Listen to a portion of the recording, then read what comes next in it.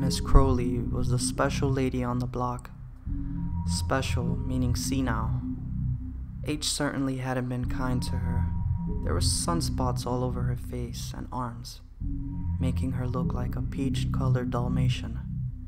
Her half-moon glasses hung over her crooked nose, and her skin dangled loosely from her face.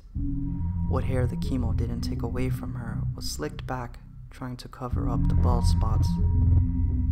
Her house was the oldest one on the block. Her two-story house was made of wood that had slowly turned brown and then turned yellow and started to rot. There were no windows at her house, only smoke that continuously floated out of the chimney.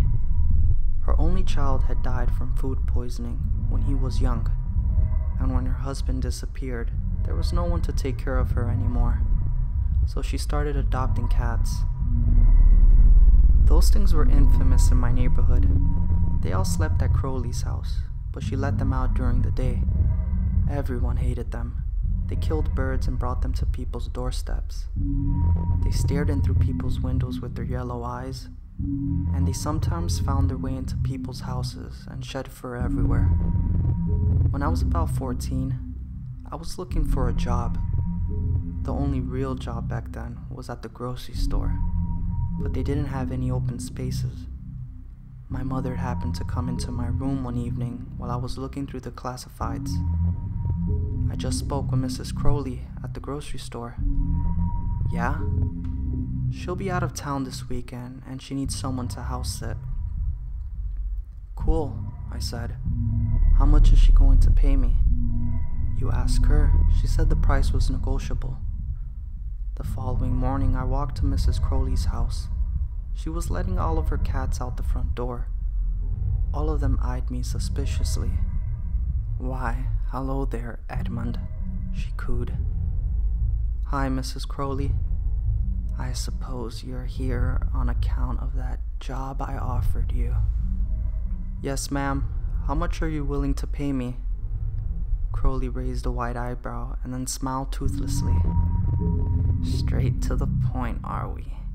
I can respect that. For 2 nights, I'll give you $40. I just need you to let out my cats and fill their bowls every morning. Make sure they all get home by 9, and make sure they all get to bed by 12. Understand? I nodded. She went inside her house and came back out with a notebook. Here's a list of all the cats' names. There were about 50 names in that notebook, all of them with a Polaroid picture of a different cat pasted beside them. There were names like Oliver, and there were names like Constantinople. Behind Mrs. Crowley was an old cat with graying fur that wasn't in the notebook.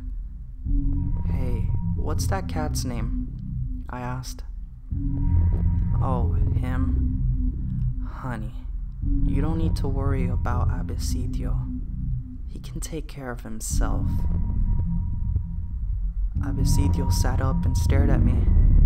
He perked up his ears and swished his tail. Mrs. Crowley picked him up and threw him into the yard with the other cats, who apparently didn't like him. The other cats had found a dead bird and were sharing it together. And when Abiectio came anywhere close, they would hiss and snap at him. The day had come when Mrs. Crowley left, so I walked out to her house and let her cats. They seemed to ignore me, which was fine, because I was checking them all off the list. They all seemed to be gone, so I was about to close the door when I remembered Abiectio. I opened the door and looked into the house, where I saw Abiectio shivering in the corner of the living room. His eyes darted around the room, terrified of demons that simply weren't there. He saw me and ran over to the front door frantically. He scratched at my legs as if he was trying to tell me something. I picked him up and placed him into the front yard. He ran away and I yelled after him, "Be back by 9, as if that did anything. 9 came around and all of Crowley's cats came back into the house, one by one. I checked them all off the list. Crowley had trained them very well. But once again, Abiectio was absent. I knew Crowley told me not to worry about him, but I didn't want to lock him out for the night. Deciding to follow Crowley's advice, out of laziness, I closed the door and locked it. The next day, I went back to the house and opened the door. The cats fled out one by one, yawning and scratching their ears. I didn't bother using the checklist this time and just closed the door when it seemed all of them had left. Abiectio was nowhere to be seen. At 9, the cats were waiting for me at Crowley's house. They were all crowded in a circle in front of the lawn, looking at something. They disbanded when I approached, revealing Abiectio. He was bleeding badly, with cuts all over his body and a gash on his stomach. He was making a sound that I could only distinguish as screaming, with what energy he had left. His eyes were darting around. He was having a bad case of hyperstasia and was twitching horribly. I ran over and bent down, trying to comfort him or do something. He only looked scared of me. He died shortly after that. I knew immediately that the other cats had done this to him. I opened the door for them, and they walked into the house, as happy as could be. I didn't know what to do with Abiectio, so eventually I ended up finding a shoebox and put him in it.